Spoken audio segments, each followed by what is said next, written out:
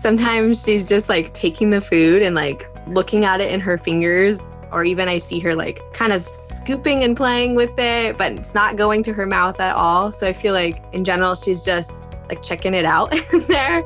Hey there, I'm Katie Ferraro, registered dietitian, college nutrition professor, and mom of 7 specializing in baby-led weaning. Here on the Baby-Led Weaning Made Easy podcast, I help you strip out all of the noise and nonsense about feeding, leaving you with the confidence and knowledge you need to give your baby a safe start to solid foods using baby-led weaning.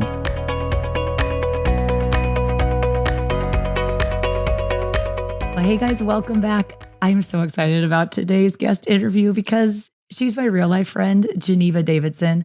I have a lot of virtual friends because of the nature of, running an online business. But Geneva, I get to see her in person. She lives in San Diego. She's a brand new mom, and her and her husband live on a boat. They live on a boat in San Diego, and I have had the great fortune to work with her daughter, Geneva, who is 6 months plus 2 weeks old, to do her first week of baby-led weaning. So we're doing a whole series for Instagram, Baby-Led Weaning on a Boat, showcasing her first 10 days of baby-led weaning with ideas on how families who live in small spaces can make foods safe for baby-led weaning. And so it's been so fun seeing them all week long. And I wanted to interview her right in the middle of the 2 weeks. So we do 5 new foods a week with my 5-step feeding framework. And so we just finished week 1, and I wanted to get her take on how it's been going as a new mom, as someone who knows a little bit about baby-led weaning, because she also works with us. So Geneva's husband, Jeremy, is a photographer and a videographer, and he generally does high-end real estate. But when my quads were little and I was selling my house and he came over to videotape our house to sell it, I was feeding the babies, what's going on? And I found out he was a videographer and he'd actually had a degree in nutrition. And I'm like, I'm just starting this business. Can you help me? And he actually did my very first baby-led weaning video shoot and photo shoot and has done them all ever since. And then now he's filming his own baby eating. It's so cool. So he helps us with video editing, and as does Geneva, and all things video related. So I get to work with her, but then I got to also work with her baby, which was so cool. So they live on a boat, small space. She's going to tell you a little bit about the boat and the foods that we did. The 10 foods that we picked for this baby-led weaning on a boat series are from my 100 First Foods list. If you guys want to grab a copy of the 100 First Foods list, I give it away to everybody on my free online workshop, which is called Baby-Led Weaning for Beginners. It's all about how to get your baby to eat 100 foods before turning 1 without you having to spoon feed, purees, or buy pouches. So if you head to the show notes page for this episode, I'll link up where you can sign up for this week's workshop times, get your 100 First Foods list, and you can start knocking out all these new foods with your baby, whether you live in a nice, big, fancy kitchen or a very small space like a boat. Head to blwpodcast.com/159. And with no further ado, we're going to dive into talking about feeding in small spaces, baby-led weaning on a boat with Geneva Davidson. Well, hi, Geneva. Thanks so much for being here. Hello, I'm glad to be here. All right, Geneva, take us back to last week, if you can. Before you started baby-led weaning, what were you concerned or worried about regarding this transition with Skylar? Yeah, well, I was really worried about breastfeeding, to be honest. I thought it was kind of like our last days of it. And she was in the NICU for a few weeks, was a little bit early, and she was only bottle fed with breast milk. But we worked really hard to finally get the full breastfeeding thing down. And I just felt like it was done. And I was really worried. And so I kept asking you, is this okay? Is it going to be like that? So that was kind of my main concern. I thought I was losing her. And then we actually you just finished feeding Skylar before we did the podcast episode. And I was asking you, a week into it, have you noticed any changes in her feeding schedule as far as breastfeeding goes? Not at all. Yeah, it's the same. Perfect. And that's the right answer, you guys, because there's very minimal eating going on, right? The first few weeks, it can take some babies 4, 6, 8 weeks to get to the point where they're actually bringing enough food to their mouth that it's taking up some room in their stomach and they're starting to eat less. So I usually tell moms, don't even think about adjusting your milk feeding schedule for the 6th and the 7th month of life if you're starting baby-led weaning at 6 months of age, because everything will pretty much stay the same. You can anticipate that. Okay, so now you're 1 week in with baby-led weaning. What's something that has surprised you with regards to Skylar starting solid foods? It's really surprising to see how she knew right away kind of how to pick it up. I mean, not perfectly, but the way she was able to grasp it, it was just a little bit surprising that they do have some skills there. But also, I didn't expect her to kind of be over it so fast. So, she's interested and thinks it's fun and excited, but I didn't expect that yeah, that like over it, kind of thing. And I know that's normal. And so it was just funny to see. Yeah, I've spent a lot of time with your family this week. I can say like, it's so nice to see like there's days where she wants to eat and meals where she wants to eat. And there's other ones where she wants nothing to do with it. And that's totally typical. I think it's so hard especially when you learn a lot from social media as parents, we do. And we were working on a lot of reels with Skylar, and you take a 20-minute feed and boil it down to a 30-second reel. It looks like all that baby's doing is eating, but like the reality is there's a lot of stuff happening in between. So when she's not bringing food to her mouth like a perfect baby-led weaning model, like what's she been doing? Because she's been sitting in the chair 15 to 20 minutes, 1 or 2 times a day. Like what else has she been doing besides eating, Geneva?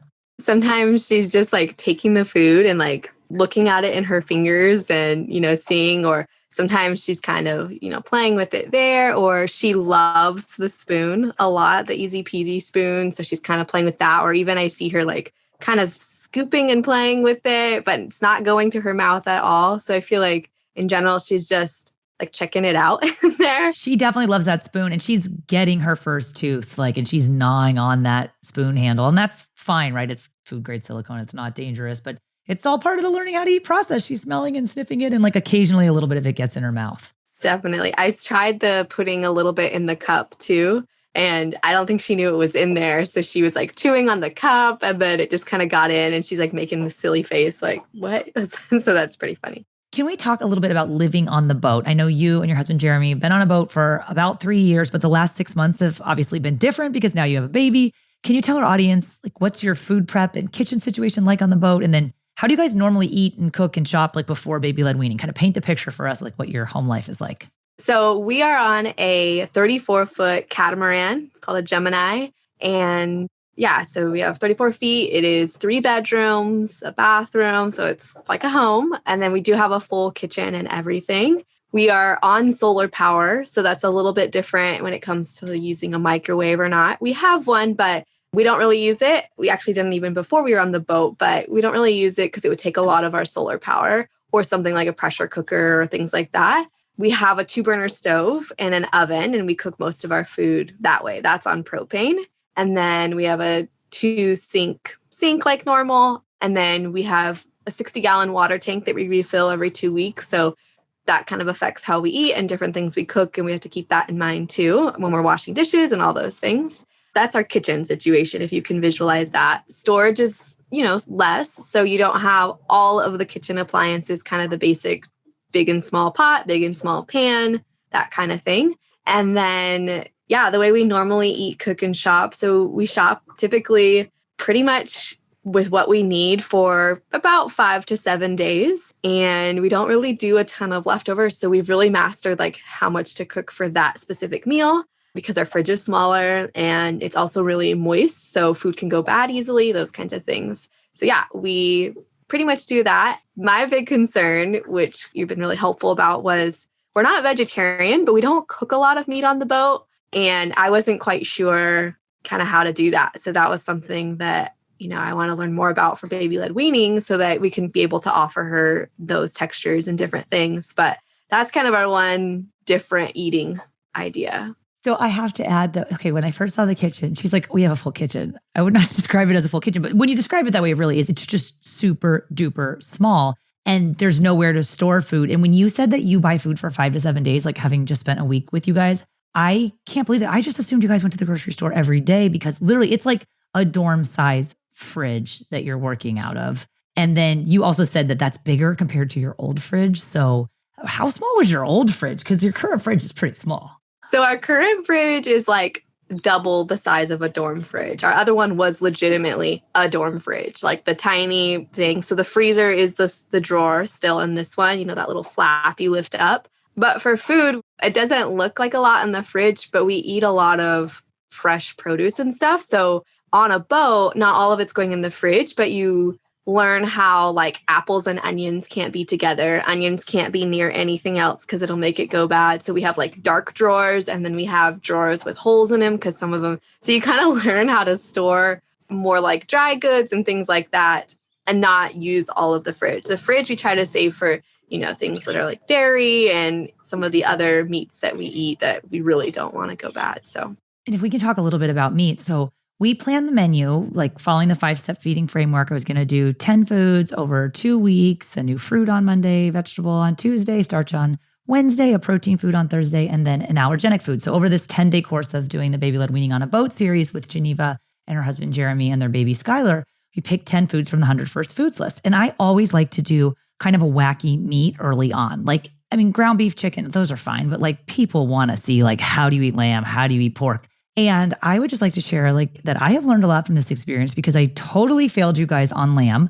My husband used to live on a boat before he was my husband. And I remember cooking on a boat, but it was a fun thing to do, but I didn't have to do it every day. And I forgot some of the limitations. So I get there, you guys, and I'm like, okay, so here's how we do the lamb. Like it's in a pressure cooker. And Geneva's like, oh, I can't do a pressure cooker because it like pulls too much battery and we're on solar and we can't do that. I'm like, okay, all right, fine. Switch gears. Let's do the lamb. Let's do a roast in a slow cooker. And they're like, we can't do a slow cooker. We're not going to cook something on the stove for 10 hours and waste all that propane or whatever it is.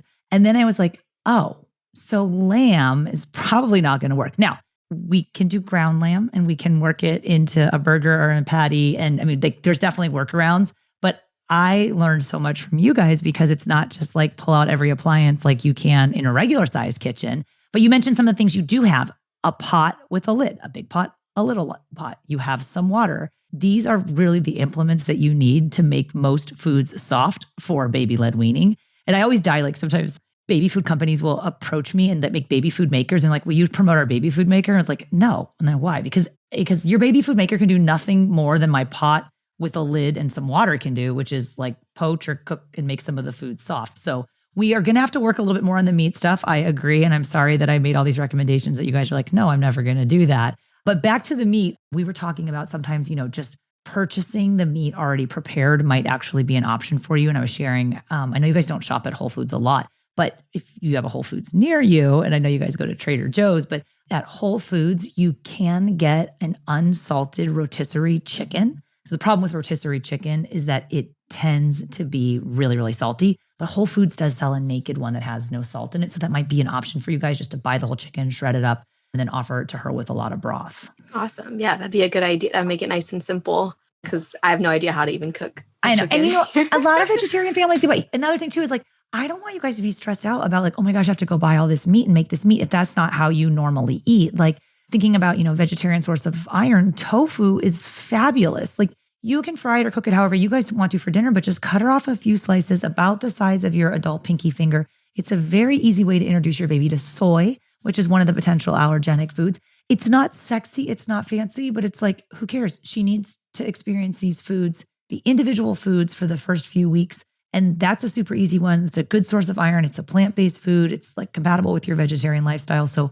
don't stress yourself out too much about the meat. Do you guys eat at restaurants? And have you taken her to a restaurant yet? I mean, I know it's only been a week. So we do eat at restaurants. A lot of time, just with a 6-month-old, it's really easy to take the food and then go to like the grass, let her play a little bit.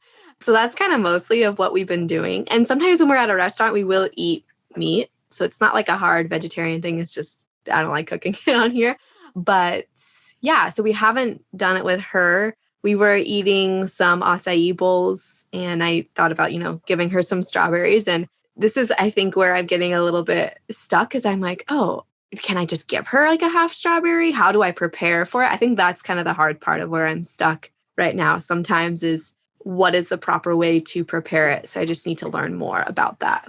And I think that's really important because a lot of parents learn about baby-led weaning and they hear that, okay, with baby-led weaning, your baby will end up eating modified versions of the same foods the rest of the family eats. And they're like, all right, right out of the gate from day one, baby's got to be eating what I'm eating. And that's not true. We have to give the baby time to learn how to eat. I would not do strawberries in the first week of baby-led weaning. Now, if there was, and also an acai bowl probably has added sugar in it. If it's yogurt, she has had cow's milk, but at that point, maybe she hadn't. Like, you are smart to take it slow. And I think doing foods at home, especially the first few weeks, is so important for her. So she's seated safely in her high chair. She's got a Nomi high chair with the adjustable foot plate. Her feet are resting flat on that foot plate, which is supporting her and facilitating a safe swallow. You've got that suction, easy peasy, tiny bowl on the table so she can rake and scoop the foods up. You're offering the longer strips of food like we did poached papaya strips the first day because the papaya wasn't ripe. You put it in a pot with a little bit of water, about the size of your adult pinky finger. She picked those right up and brought them to her mouth.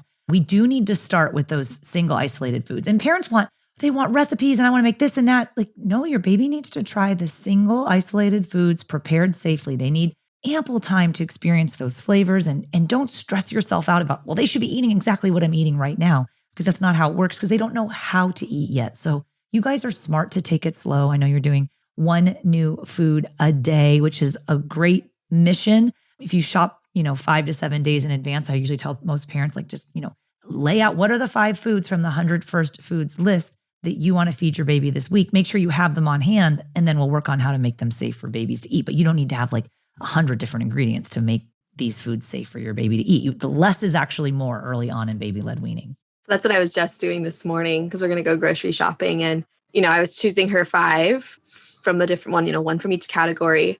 And it was like apple. And I was like, oh, okay, that's easy. And then I'm like, do I poach that? And cut it in strips? Like, I was like, oh, shoot, I need to know. I'll show you. Like, apples are super easy. I just learned from you that you don't store the apples by onions. Like, that's amazing. Onions make things go bad faster?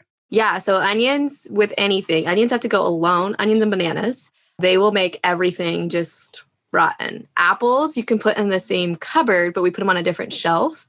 And then like your peppers and your garlic and your zucchini, like all the others can go together, but they're in a dark cupboard kind of thing. And that will help them fresh. Well, I know we were talking about avocados, and we didn't start with the traditional foods. I mean, you can start with avocado, banana, sweet potato. We're trying to show different foods that you can easily start with. And we didn't do avocado. We were just talking about avocados not getting ripe. But we're saying some ways to ripen an avocado is if you store an avocado in a brown paper bag with a banana, the ethylene gas from the ripening banana expedites the ripening process of the avocado. And you were like, or just leave it on the boat because everything gets ripe faster. Is that true? Exactly. Yeah. So when you're saying that, I was like, oh yeah, duh, banana. That's what I'll do sometimes, because I like to make like a tuna salad, but with avocado base instead. And so if my avocados aren't ripe, I just put them on the counter the night before I'm going to make it, next to the bananas or with the onions. The tuna avocado, like, that's a perfect example of like a food that you're already going to be eating. You're probably going to eat it on a sandwich. We wouldn't give your baby bread because there's too much salt, and the bread can definitely be a choking hazard early on, but your baby can have strips of that avocado. And once she's gotten through that food, you can introduce tuna. Canned tuna is a great way to introduce babies to fish, which is one of the allergenic foods. So like, I oftentimes tell parents, like, if you're thinking about what foods to pick you want to eat for your baby, like, look at the 100 first foods list and how would you make that food for yourself? And then how can we slightly modify that to make it safe for your baby? If you're going to make a tuna sandwich with avocado, your baby can have the tuna, they can have the avocado, they just can't have the bread. And you can do the bread when she's a little bit older. It just is very salty. And early on, the middle part of the bread that's really starchy, it can kind of ball up and form this bolus on the roof of her mouth that can be challenging to clear. So just stay away from the bread for right now. And then we'll do the avocado and the tuna separately, so foods you're already eating. You don't have to go buy a bunch of weird stuff. Now, sometimes you will end up buying maybe some different whole grains, and we're going to have to kind of brainstorm about whole grains because they do sometimes take a little bit longer to cook. But there are great products where they're already cooked, oftentimes without added salt, that you might just shortcut. And I was going to ask you, are there like some shortcut foods that you guys buy because you're like, it's a hassle to cook or prepare, like that are kind of halfway done for you? Yeah. So we do, well, one thing is like rice. We do a lot of rice-based meals, but we find if we buy the long grain jasmine, it seriously takes like 10 minutes to cook versus the normal longer amount on the stovetop. So that's kind of one kind of trigger thing that we've learned.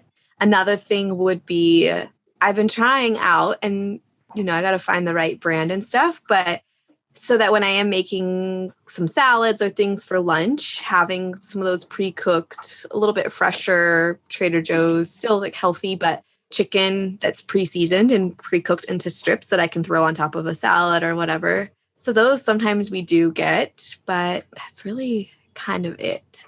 I'm thinking too, like things I don't like personally, I hate peeling and cutting butternut squash. So if I can find it like already peeled and cut, I use that a little bit more. And then you guys don't shop at Costco, do you? No, we definitely don't. I'm totally kidding. We had a Costco like totally card. Makes fun of people that shop at Costco for 2 people. I just picture buying like their toilet paper, and I would not even know where to store all those rolls. I know, seriously. One thing I love about going to your house is just like how little stuff there is. You're like, oh, I'm so sorry. It's such a mess. I'm like, are you serious? Like, you should see my house. Like, there's so much junk everywhere. And I was going to ask you, is there anything that you miss about just being in a land-based kitchen or food prep situation? Like, I know you guys love living on the boat, but there's some days where you're like, oh, I just wish I had a pressure cooker or whatever it is. I would say maybe not the cooking. To be honest, Jeremy does most of our cooking. He's a way better cook than me. So maybe he'd have a different answer about that. But the other part is I do all the planning and the grocery shopping. And I do miss just going from your car to your front door. Like we have to drive the car up to the dinghy dock, load it down onto the dinghy, all the groceries, then go take the car, put it back in the lot, come back to the dinghy, bring it to the boat, load them up on the boat, then bring them to, like, there's like such a process. So as far as cooking and eating, I do miss just being able to, take it from there straight to your door and into your house. Every time I unload groceries from my car, I'm like, Geneva has to get in a boat. And even having gone to your house for a week and trying to like minimize the amount of stuff that I bring. So I was thinking of things for like minimizing taking up a lot of space. And the high chair we chose is the Nomi high chair. And I love the Nomi high chair, but like it is a relatively big footprint. So that is a chair that's going to grow with your daughter. There's certainly smaller ones, but I love that because the adjustable foot plate. Another good option if you're on a boat is the Stoka Trip Trap chair. It's one that kind of looks like a ladder. It's the same designer as the Nomi high chair, which is Peter Opsick. Also has an adjustable footrest, probably a little bit of a smaller footprint, but you actually have the space at the end of the table to have that chair there. And we were putting the splash mat underneath the high chair because their house, like you take your shoes off before you come in, like it's really clean and baby-led weaning can be messy. So having that splash mat, the Bapron baby splash mats are the ones that we were using and they fold down really small. So I was trying to like not bring in stuff because there are some splash mats out there that are massive and they're heavy and you don't want that. You want the smallest stuff possible. I was bringing you those Bapron baby bibs too, because those you can just rinse out in the sink really quickly. You have a limited amount of water. You just hang it up next to your sink and then it dries before her next meal. So there are some little kind of tips and tricks you can do to minimize the amount of stuff because you guys just do not have a lot of stuff. It's really admirable. I want you to know that. I was making a little area. She's got like a toy bin and then like I grabbed another bin just like it and it's kind of her baby-led weaning bin. So the plates fit, the bowls, the splash mat, and the bibs as well. And so it was like this just little area. And I was like, oh, this is the perfect amount of stuff. So you did really well. I have more for you. I've literally been stockpiling stuff since I found out you were pregnant, but I didn't want to overwhelm you with stuff. Also, one tip, if you guys use the Easy Peasy products, like if you buy the tiny bowl or the mini bowl or the mini mat, they come in a bag. That's actually a wet bag. So save that bag because it's vented at the bottom with holes to help aerate and dry. And you can put the bowls and stuff back in that bag and store them that way. They're also great if you're just taking it to a restaurant or you're going out and about, like you guys go to the park or you want to bring your stuff with you. You can take it in that travel bag and it doesn't take up a lot of space. And also all of the Easy Peasy products stack, which I love. And they now come with lids. So you can kind of prep a few meals, even though you don't have a ton of space, and put her plates or bowls in the fridge in case Jeremy's watching her, or you're out working or something, that her meals could already be ready and not take up a lot of space. Yeah, they're really good in the fridge as well, especially with those lids. They just fit really nicely, even under the freezer, which was really nice. And I know you guys don't love using your microwave. I'm actually proud to say I was the first person to use the microwave on their boat. They're like, I don't even know if it works. But because I was bringing meat and stuff that had been refrigerated, especially with meat, you do want to reheat meat. We don't really serve meat at cold temperatures or refrigerated temperatures for babies because it can be a very challenging texture. And when you heat the meat, you liquefy the fat and the fat provides moisture and that helps the baby swallow. So the microwave does heat unevenly though. So you have to be careful of little hot spots. So we were like heating her food, sitting it on the counter with the lid on, like just letting it sit for 15 or 20 minutes till it came back to room temperature so we don't burn her mouth while we were getting other stuff ready. And that might be something you guys use maybe a little bit more. I know it pulls a lot of power, but it's like you're using it for 15 or 20 seconds just to get it back up to room temperature so that it's safe. If we were to be doing baby-led weaning, let's say in the evening when we don't have more sun to refill our batteries after the microwave. So the microwave's kind of like, we shouldn't use that right now. Do you think it would be better to reheat, let's say, that lamb in the oven and kind of bake it some in a pot? What would be your suggested model that wouldn't dry it out?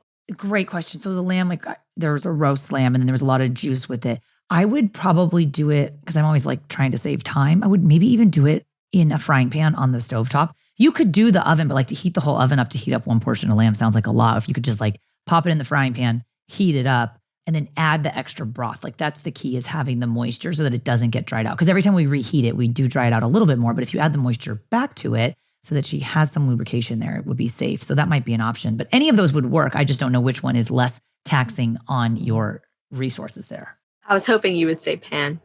Yeah. But I didn't know if I was going I to know. burn it or whatever. Okay. But I think you'll get to the point too where you'll get a few, once she gets a little bit older, we generally move into combination foods after like 8 months. So after doing 8 weeks of individual foods, you'll have like kind of some of the same recipes that you'll go back to, like oatmeal that you might all eat. And then you maybe do, a can of canned pumpkin as a way to introduce her to pumpkin in the oatmeal that she's already had. Or, you can do anything into oatmeal is a wonderful medium. Or pancakes. I know I was over there on Saturday and you guys had friends over, you made pancakes. Well, there's so many different ways you can incorporate new foods into pancakes for baby-led weaning. So I think as you go through the 100 First Foods list, it can seem overwhelming at first, but one new food a day, if you're picking out 5 foods, like, okay, I'm going to get a can of pumpkin. It's unsweetened pumpkin, not the pumpkin pie mix. What can I do with this? Yeah, you could like bake muffins, but you might not do that. But you might get to a point too where you have one recipe that you like a breakfast bar that you guys bake that you all eat and she can have some of them. Or you can incorporate it into things like pancakes or oatmeal that are easy for you to make on the boat and that you can make without using all those resources. Perfect. Yeah, I see us possibly learning which canned foods do not have a lot of sodium. I see that, we were looking at artichoke was one of them. And I was like, I don't know how to cook an artichoke. And I was like, well, I know they have canned artichoke, but is it And low babies sodium? love canned artichokes. Yes. And you can buy them without a lot of salt in them. And actually have a whole episode all about canned foods that can work for baby-led weaning. It's episode number 75. If you go to blwpodcast.com/75, there's tips there for using canned foods because again, you have a limited amount of refrigerator space. And it's not like you have to buy a Costco-sized flat of black beans when she's ready for it. You can buy 1 can. And also, just so you know, anytime you rinse a canned good underneath the faucet, I know you guys are really careful about your water, but it does reduce the sodium by about 1/3. And a really good rule of thumb is when you're reading labels, if you look for sodium, look for less than 100 milligrams of sodium per serving. That's generally a good rule of thumb for babies because, of course, they don't eat a full adult serving, and that's generally a lower sodium option. So that 100 milligram is kind of a good barometer to have in your head as you're starting to look at some new foods that maybe you guys didn't traditionally eat. Geneva, any tips for other parents who are also starting baby-led weaning? I know you've been doing this for a week and you're like, oh, I'm new to it, but a lot more now than you did this time last week. Parents in small spaces, what should they keep in mind when they're preparing foods for their baby? Yeah, I would say one thing that you taught me was I think in a small space, it's especially important to clean well pretty much right after, to wash the bowls and don't let them really sit and things like that. That was one thing that I think we're going to really have to do being in a small space. Another thing I would say is learning more about, there's a lot more out there that you showed me even in just this first week of storage devices that are more useful than I thought. We've tried a lot of different food storage things and they don't work well. For example, those stasher bags. I was like, these are incredible. We need these. And I so hope you didn't buy any because those. They had a sale yesterday and I just sent you a whole starter pack because I'm like, they need stasher bags because they're like these silicone bags that zip shut and they pack flat on each other. And it doesn't matter if the food gets smashed because the baby's going to smash it up anyway. Exactly. We didn't buy any, but it was on my list. So that's cool. But the other thing was those Tupperwares. What brand is that? Those were incredible too. They're just Rubbermaid. So don't laugh at me. I have 7 kids, so I do shop at Costco, but it's like a variety pack from Costco and they're like the snap tops, but the really small one is great for baby-led weaning. And you can actually buy that small size. So I'll find the exact size of it and link to it on the show notes. But again, I think too, one thing I noticed this week is babies don't eat that much. And so the portion sizes stay really small. And so even though you're adding a new person to the mix who's eating with your family, it's not actually that much food. Exactly. And I think knowing that it was okay to change our rhythm a little bit. Like I said, we don't really do leftovers very much because we just know how to eat. But with her, like you just mentioned, she's not eating a ton of stuff. And now that I've found these brands that actually work with our setup of food storage, I feel a little bit less like, oh, we can't have leftovers. And I'm like, oh, yeah, we could, make a little bit extra, which makes, that baby-led weaning feel less like it's a huge task. And then they store really well. And yes, I think finding the right equipment was really helpful to make it not feel like every day I'm going to have to poach peaches or cook a lamb or all this stuff. You're re-showing all the familiar foods. And it's important that we're, moving through new foods, but that we're continuing to introduce her to familiar foods. And so this rotation of we're doing a 20-minute meal. The first 10 minutes she explores with the new food of the day out of a bowl by itself. So she's just got that food prepared safely. The second 10 minutes swap in a plate with 3 foods on it, 2 familiar foods from previous days that you hopefully just grabbed right out of the fridge because you made them yesterday or the day before. And then the new food of the day again. She's got that new food exposure again, plus she's being exposed to the familiar foods. In that way, you're pushing her forward with trying new foods, but you're also helping her revisit the past by revisiting the familiar foods from previous days. Because, a baby may need to see a food 10 or 15 times before they like or accept it. And I know like with the second lamb day, when I came back with the good lamb that she did like, she was tired and it was just a different type of day and she wasn't into it. You don't want to push her. It's not your job to make her eat or to make her eat more. But then you sent me videos later in the day when she went for a nap, she got back up, you guys tried again, and she was totally jamming on the lamb, where a lot of parents would just give up and be like, oh, she doesn't like lamb because she didn't eat it one time. But you inherently knew like, no, she's got to keep trying it. Plus we have it here, so we're going to use it. Definitely. That's exciting for me to see too. I was telling you, Katie, how I was a really picky kid. And I just think it's fun to show her all these different types of food. And, if she's picky or not, that's up to her. But to just be able to provide her these different types and things. And so I would have never eaten lamb as a kid. And I know it feels like a lot because you're like, oh my gosh, we were like poaching papaya strips, which to be honest, if you had a papaya and it wasn't ripe enough, you would wait until it got riper, which you could do, or you could just poach it in a little bit of water and in 2 minutes, it's soft enough. But this whole period, and everyone says this about every phase of parenting, but it goes so fast. Like this period where you have to be doing a little bit of extra prep for her to make sure it's safe. In a few months, she's going to literally be eating the modified versions of the same things you guys do. So when I came in that the other day and you guys had a sandwich, like she's close to being able to eat all of the components of that sandwich. I would, again, hold off on the bread just because of the salt early on until she gets more competent. But like by the time she's 1, you're not even doing anything different from what you guys do. So it's really worth it, I think, to put the work in for the 6 months of baby-led weaning to help your baby be exposed to all of these different foods so that when they do turn 1, you're not dealing with that picky eating and she's going to be eating literally exactly what you guys do very soon. Be awesome. All right, Geneva, where can our audience go to learn more about your family and your adventures living on the boat? Yeah, we have our YouTube channel where we talk about some of our cruising and just things we do on the boat. We just took a big trip to Catalina, so we have that there. So our channel's just The Adventuresons. And you can also find the link to the channel on our Instagram, which is The Adventuresons as well. So you can check us out there. Geneva, thank you so much for your time. It's been such a pleasure speaking with you, and I can't wait to see Skylar trying all of her new foods. Yeah, me neither. Thank you. Well, I hope you guys enjoyed that interview with Geneva Davidson. She's a new mom. She's a boat mom. She's now a baby-led weaning mom. And I really appreciate her sharing her experience starting Solid Foods with her daughter, Skylar, the highs, the lows, the challenges, the things they're enjoying. We went through a lot of different spaces on that interview, talking about gear, talking about foods. I'm going to link everything up in the show notes page for this episode, but you guys definitely have to check out their Instagram and their YouTube. And I'm going to put a bunch of pictures of like just the feeding situation there. It's kind of hard on a podcast to describe it. A picture paints 1,000 words. Head to the show notes, blwpodcast.com/159. I've got links to all the different gear that we're using as well, some discount codes for those. And thank you so much for listening. If you guys are feeding in a small space, I hope you found some of that helpful. And I'd love to see pictures of where you're feeding your baby. You can catch up with me on Instagram at BabyLedWeanTeam. And again, everything linked up from this episode at blwpodcast.com/159. Thanks for listening, and I'll see you next time.